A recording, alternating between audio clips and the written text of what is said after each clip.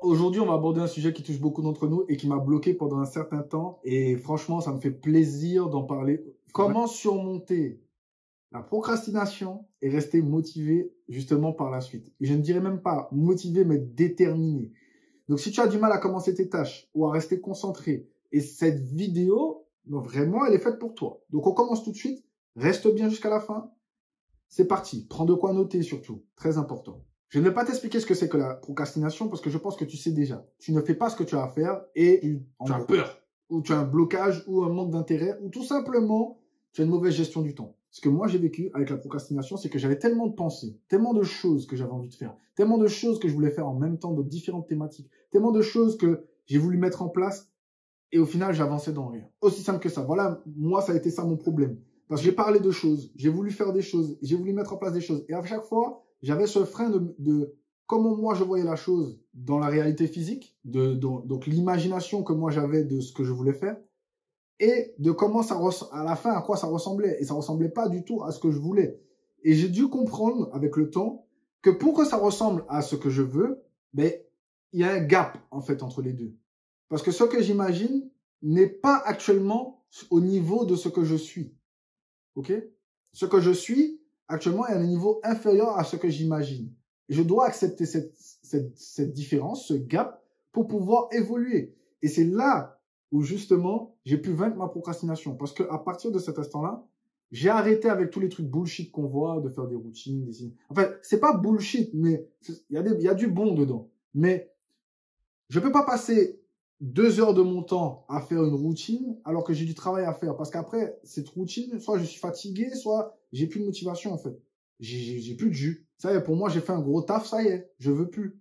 Tu vois? Et j'ai ce blocage après mental de me lancer dans une nouvelle tâche parce que j'ai faim, après je mange, ensuite ci, et ensuite ça, après j'ai ci, après mon téléphone il sonne. Ça s'enchaîne trop vite dans une journée. J'ai arrêté avec les techniques de Pomodoro. J'ai arrêté avec les techniques de, pas méditation, mais les techniques de il faut que je fasse une routine qui dure 2 heures, etc.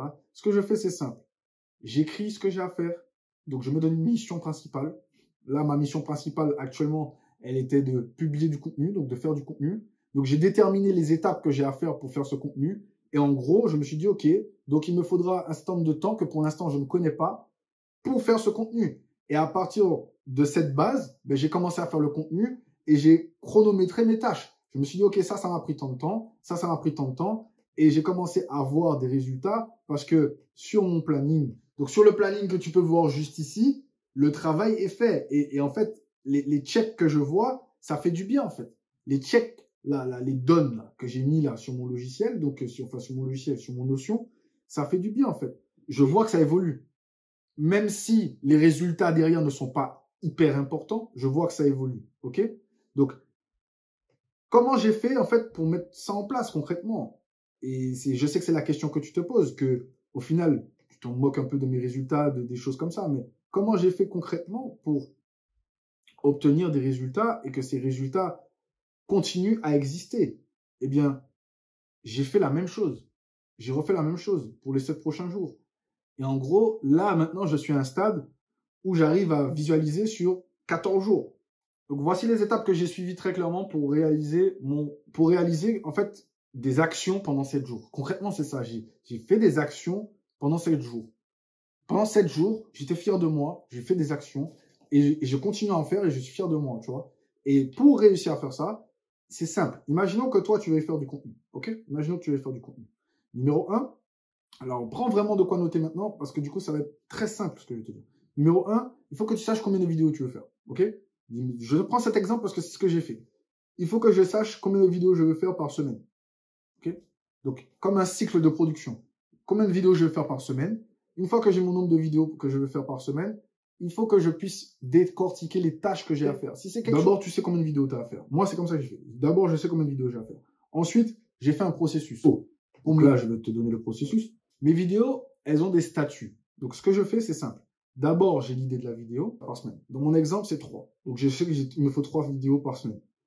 Il me faut 3 vidéos par semaine et 7 vidéos pour TikTok par semaine.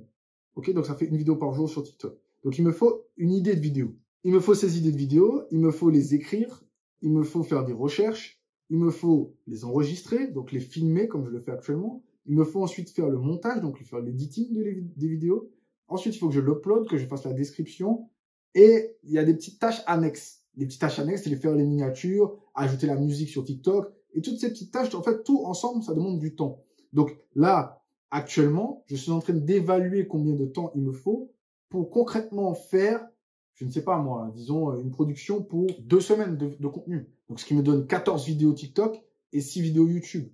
Et que justement, dans ces 6 vidéos et dans ces 14 vidéos sur TikTok, je transmette quelque chose que je sais de quoi je parle, je sais ce que je fais et que ce sont des expériences que je vis. Ok? Si justement, il y a moins à en dire, je fais moins de contenu ou je teste des nouveaux formats. C'est aussi simple que ça, en fait. Et tu vois, là, je t'en parle comme ça. Et le sujet de la vidéo, c'est comment j'ai surmonté ma procrastination. Et j'ai surmonté ma procrastination en passant à l'action, en fait. J'ai juste fait le premier script, enregistré la première vidéo, et je me suis rendu compte que je me suis dit, ah, en fait, là, j'ai fait une vidéo, ça y est, c'est fini. Je peux la monter, etc. Et après, je me suis dit, ah, pourquoi je ne ferais pas plus de vidéos en une fois? Comme ça, le travail, il est fait. Je les monte au fur et à mesure. Et comme ça, du coup, je gagne du temps, dans un sens. Puisque je n'ai pas à m'installer et à me poser, faire le contenu à chaque fois. Le contenu, il est déjà fait. Je le répertorie, je le classifie. Et ensuite, je le monte. Et je le publie. Et comme ça, je respecte mes étapes. Donc, ces 7 semaines m'ont permis de débloquer ce skill dans mon cerveau, de me dire, OK, je peux produire plus de contenu et faire plus de résultats beaucoup plus proprement. Donc, il y a une chose aussi que j'ai arrêtée, et ça, c'est très, très important, c'est de vouloir trop faire. Au début, j'ai voulu faire 7 vidéos par semaine sur YouTube. Et après, j'ai commencé à bloquer sur les sujets parce que ma vie est pas aussi passionnante que ça, en fait. J'ai pas autant de choses que ça dans ma vie. Et ça me laissait très peu de temps pour faire justement mes tâches annexes. Donc, je me suis dit, OK, je vais réduire. Je vais faire 6. Après, je me suis dit, non, c'est pas assez. 4. Après, je me suis dit, non, là, voilà, ça fait quand même un bloc assez important et ça laisse pas les vidéos le temps de respirer. Après, je me suis dit, ah, vas-y, je coupe la poire en 2. Au lieu de 7, on va dire 6. Donc là, je dis, OK, j'en fais 3. Voilà. Et là, du coup, je trouve que c'est un bon rythme. Ça laisse le temps à mes vidéos de respirer. Ça me laisse le temps aussi à côté de faire d'autres choses, en fait, pour pouvoir justement développer tout ce que j'ai à faire en dehors de ces vidéos, en fait. Donc, il faut pouvoir créer cet environnement propice au travail où tu es dans cette sphère où tu penses à ton business, en fait. Je sais pas comment te dire ça, mais il est important que tu sois organisé avec une bonne direction. Sans direction, si tu sais pas où tu vas, donc si par exemple je ne sais pas que par semaine j'ai tel boulot à faire, je fais pas de boulot. Et là pour l'instant je me concentre juste sur ça pour vaincre ma procrastination. Une fois que j'aurai bien l'habitude, je peux augmenter mon quota. Donc là ce que j'ai fait c'est que j'ai augmenté mon quota pour passer à beaucoup plus de travail. Et je fais attention à la charge que je rajoute pour éviter que je me braque et de retourner à un niveau où je ne fais plus rien. Alors, il y a une chose importante que j'ai fait sans m'en rendre compte, c'est que je me suis octroyé en fait des récompenses, quelque chose que je ne faisais pas avant. Donc, c'est-à-dire quand je dis récompense, c'est pour moi quand mon boulot il est fait, quand tout mon boulot il est fait, j'ai le droit de profiter avec mes potes. Voilà, j'ai le droit de passer du temps avec mes potes, j'ai le droit de passer du temps avec les personnes que j'affectionne, j'ai le droit de passer du temps de faire de la route, d'aller voir des personnes que j'aime beaucoup, tu vois, et avec qui je me sens bien. Et franchement, ça me permet en fait de faire une pause à ce moment-là, même si elle dure qu'une journée ou des fois 2 jours, et de revenir encore plus fort pour justement enchaîner en fait du travail. Et des fois même, passer du temps avec ces personnes-là me donne des idées pour faire du nouveau contenu par rapport à des choses que je n'avais pas pensé et que eux ils ont dans leur tête et que je me dis ok peut-être que d'autres personnes pensent comme ça donc je peux faire du contenu comme ci comme ça comme ci. Donc j'hésite pas à prendre des notes mais je ne suis pas réellement dans un état de travail, je suis dans un moment d'état de plaisir en fait et je prends ces notes en fin de journée, tu vois, ou à un moment où par exemple c'est le moment de calme où tout le monde est un peu dans son coin où voilà ça souffle un peu dans la journée et vraiment c'est vraiment très agréable. Donc, ce côté de récompense peut être différent pour chacun. Tu vois, la dernière fois, je suis allé manger dans un très bon restaurant tout seul parce que j'avais atteint l'objectif et ça m'a fait du bien, tu vois. Je me suis dit, oui, le futur moi, il fait ça. J'ai atteint un truc très intéressant. Je m'offre un restaurant, je bois une coupe de champagne. Voilà, je me sens bien. Je vis mon moment, en fait. Je déguste mon plat. Je ne regarde pas le prix sur la carte. Je me paye ce truc, tu vois. Et ça rajoute du peps dans l'aventure, tu vois. Et avant, je ne faisais pas ça. Avant, j'étais bourrin de travail et je coupais cette partie plaisir. Sauf que cette partie plaisir, en fait, quand elle est vraiment plus là, j'ai ce côté qui commence à tomber. Donc, pour rééquilibrer tout ça, je me suis rendu compte de ça en prenant des notes, tu vois. Pour maintenir ma détermination, mes habitudes sont claires. Je dois faire ça pendant tant de temps. Et ensuite, analyser ce que j'ai fait pour revenir sur ce que j'ai fait, pour maintenir ces habitudes. Et là, du coup, j'ai des nouvelles idées par rapport à tout ce que je mets en place qui me viennent.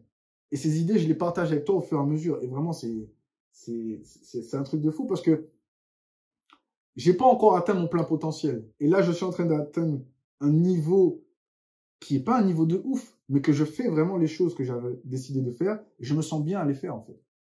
Tu vois? Et c'est que le début. Donc, pour vaincre réellement ta procrastination, je te recommande de passer à l'action. Une seule étape. Une seule petite étape. Si c'est de faire du contenu, scripte une de tes vidéos, mets la caméra et filme-la. Elle n'est pas parfaite, tu la publies, on s'en moque. N'attends pas 3 jours pour refaire une nouvelle vidéo. Ok? Fais une nouvelle vidéo. Fais-la. Tu vois? Fais-la. Et regarde, tu sais quoi? J'ai fait cette vidéo sur TikTok où j'explique ce qui s'est passé pour moi sur TikTok, juste en essayant de faire du contenu tous les jours. Et voilà ce qui s'est passé. On se retrouve de l'autre côté. Regarde, tu verras.